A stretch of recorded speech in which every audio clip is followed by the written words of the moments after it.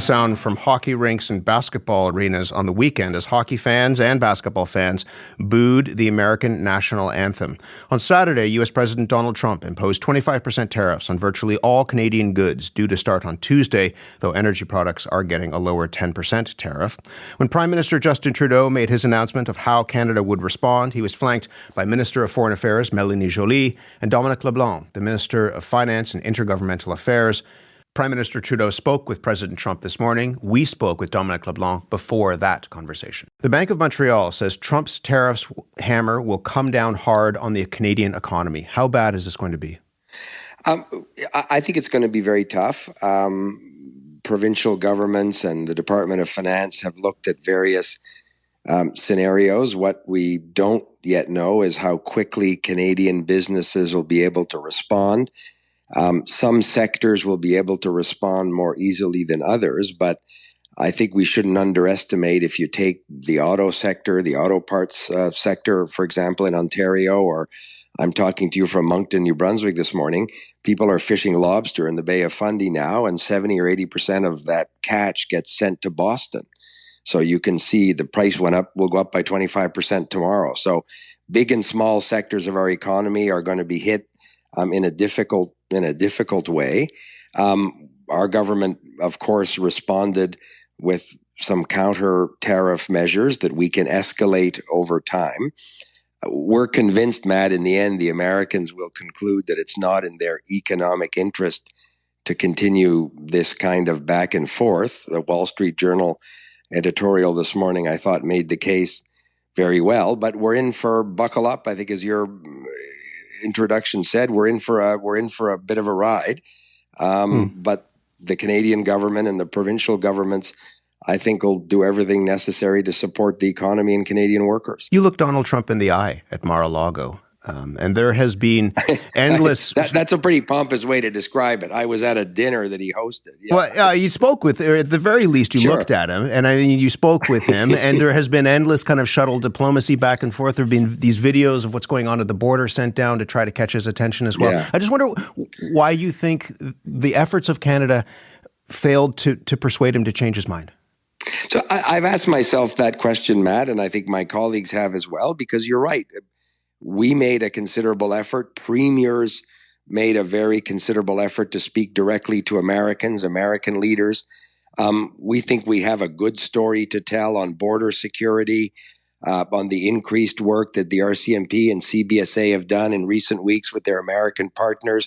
The idea that there's a difference between Canada and the United States in the common desire to fight against the horrible effects of fentanyl or the Mexican cartels or other organized crime groups that traffic those drugs.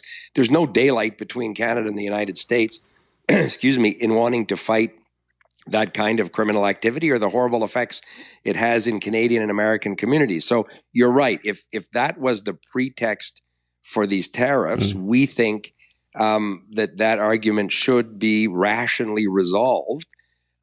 So then, therefore, one asks the question, well, why did they go ahead with this decision on the weekend? What's your answer to that? I mean, I'm not a psychiatrist. I've asked myself that question. There is a thought that in his administration, there's a belief that tariffs per se are a great economic policy.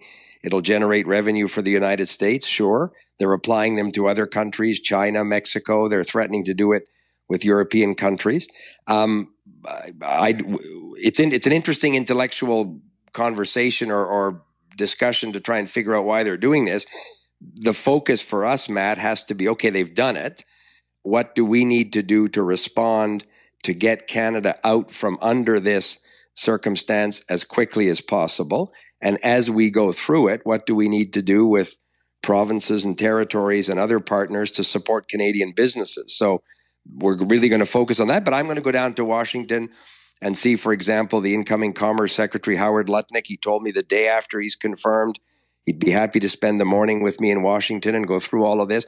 Prime Minister is speaking to President Trump this morning in about 45 minutes, I think. So there still is a lot of ongoing conversation, but we want to see results from that. And you're right, we're frustrated because up to now we haven't got the result that we think the American economy and the Canadian economy require. Do you think there's any wiggle room? I mean, in that conversation with Donald Trump that the Prime Minister will have, is there any wiggle room, do you think, to avoid these tariffs coming into place tomorrow?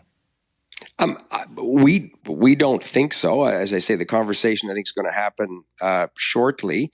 But the president said, we took note of what he said publicly at the end of last week, or I think it was on Friday or Saturday, that there's nothing that Canada or Mexico could have done to avoid this. So he said that himself, which, as you say, sort of is a bit contradictory from the idea that if we could show them and work with them to tell the good story about border security in collaboration with American law enforcement, that's been the case in Canada for a long time, they would be reassured and these tariffs wouldn't happen. So there's a lot of contradiction in much of what is said publicly, but we can spend a lot of time being distracted by that. The Prime Minister will make the case to the President this morning why this is putting at risk decades of economic and security partnership and will hurt Canadian and American businesses in a way that's totally unnecessary. We'll continue to make that argument. I'm convinced in the end it will prevail because it's in the American economic interest to not sort of get into this rabbit hole. But now that we're in it, we got to go through it. And we've got to do it in a way that supports Canadian businesses and the Canadian workers. Does the fact that energy tariffs are just 10% compared to 25% suggest that the visits that Daniel Smith, the Premier of Alberta, has made have paid off in some ways? That there are other strategies to try to deal with this?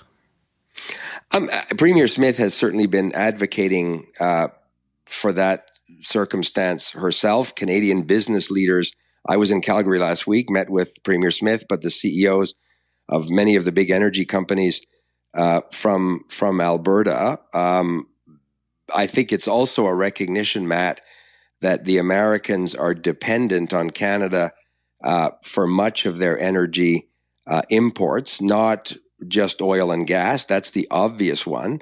But there are critical minerals from Ontario. There are rare earth minerals from Western Canada and Northern Canada.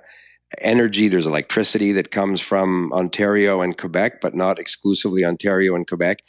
So it's energy defined broadly.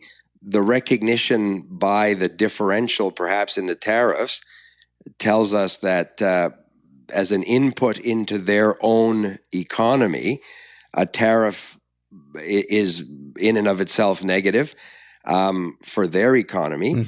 Many of the CEOs that I met with in Calgary last week said that their concern was that American companies were simply going to say to these Canadian companies from Western Canada, you're just going to eat that 10% tariff because we're not going to pay more. That's one of the challenges of having a captive market. If so much of the resource gets sent to one client, you don't have to be an economics professor at University of Toronto to know if you have one customer that buys 90% of your product, perhaps you don't have the best chance to negotiate a good price. So that's one of the challenges that Canada has faced for a long time.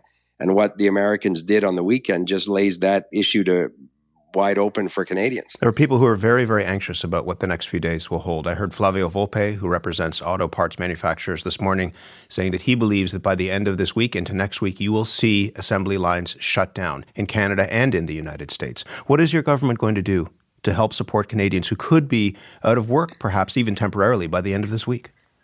So we're very concerned about that. I had a chance to hear Mr. Volpe at our cabinet retreat in Montebello, Quebec a couple of weeks ago, and I know he's been very much engaged with our government in exactly that context, in describing probably one of the first sectors and a critically important one for the Canadian economy that's going to feel the impact of this bad American decision. We've said all along that, and the government of Ontario, Premier Ford, has been also very clear with us privately but publicly that his government would be there to support businesses and workers that are going to face this circumstance through no fault of their own. There are existing federal programs, Matt. Employment insurance is obviously one of them. We can adjust some of the criteria, some of the access to benefits. There's changes we can make around work sharing to allow more workers to remain employed, to share, in other words, the economic risk with the businesses. All of those programs are being looked at, like literally on the weekend and today. We have the ability to immediately put in a number of flexibilities in existing programs. I can, as the finance minister, ensure that there's liquidity in the economy, that businesses have access to the money they need to continue to operate. What about for people who worry about their rent? I mean, will there be direct supports to people who worry that if they're not working, they can't keep the lights on in their house?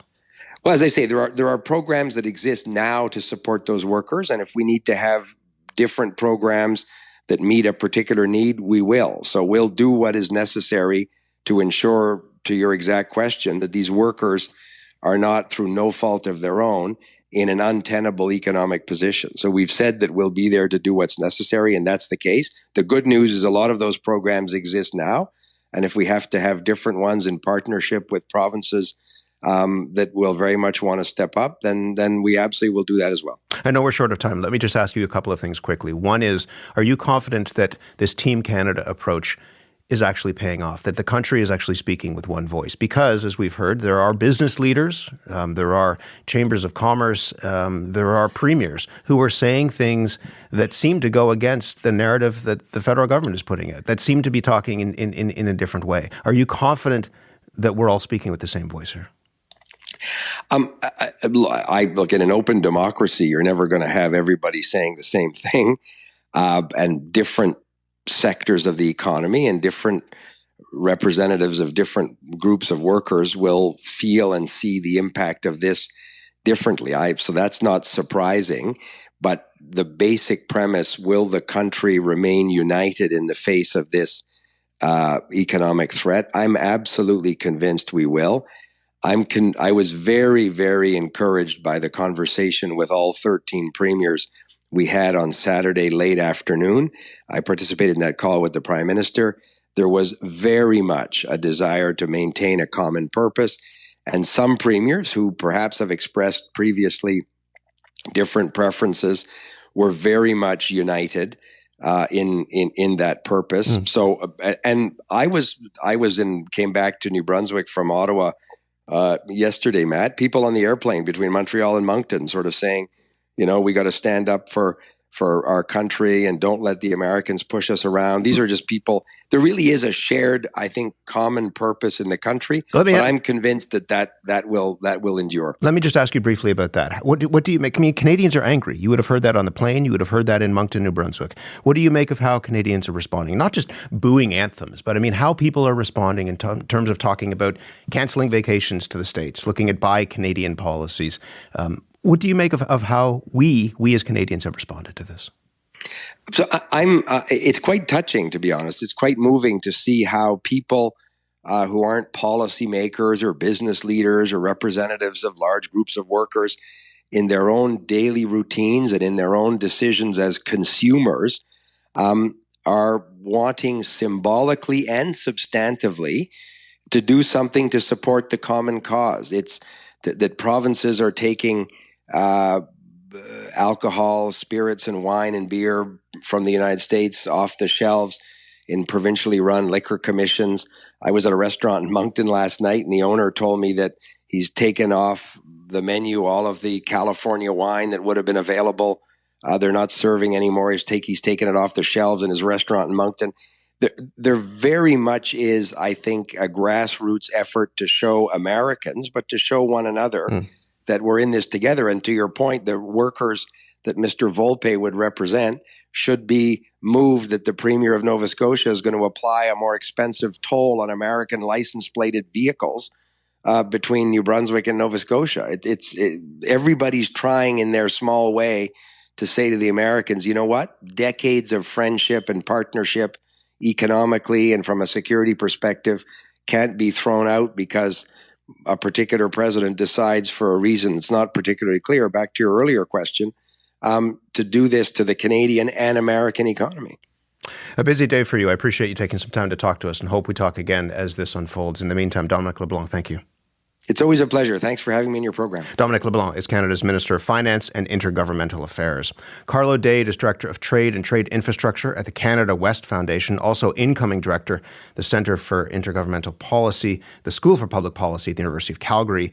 He's He joins us now. Carlo, good morning to you. Morning, Matt. How bad is this going to be, do you think? So it's, of all the scenarios that we have been studying in terms of possible tariffs from the U.S., this is close to the worst. Had the 25% tariff been extended to energy, it's not just oil and gas, all forms of energy, it would have been worse. But certainly this is going to be one of the more severe shocks we've experienced. It's worse than the last time the Americans did this to us in 1971, when the across-the-board tariff was only 10%. So certainly there's economic modeling to show that the damage will be severe. As you understand it, run us through some of the scenarios in terms of what that's going to look like. We talked about automotive and the fact that assembly lines could shut down within days, certainly. What about other sectors in broader manufacturing and farming? The minister was talking about fisheries, for example, in Atlantic Canada. Walk us through what you think is going to happen. Sure. So it's going to be highly dependent upon sector, as you've mentioned, but also businesses.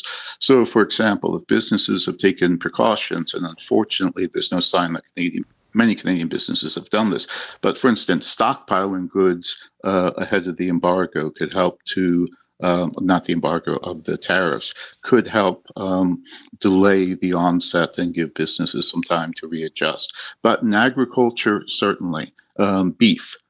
Beef is as integrated as automobiles to some degree, maybe not 7 or 8 times crossing the border, but at least 2 or 3. Each of those times crossing the border will, of course, incur new charges. So we're probably looking on something along the lines of what happened when the Americans imposed country of origin labeling rules, and the beef industry took, I think, if I remember correctly, around $1 billion hit over a year. So that's certainly going to be a major impact.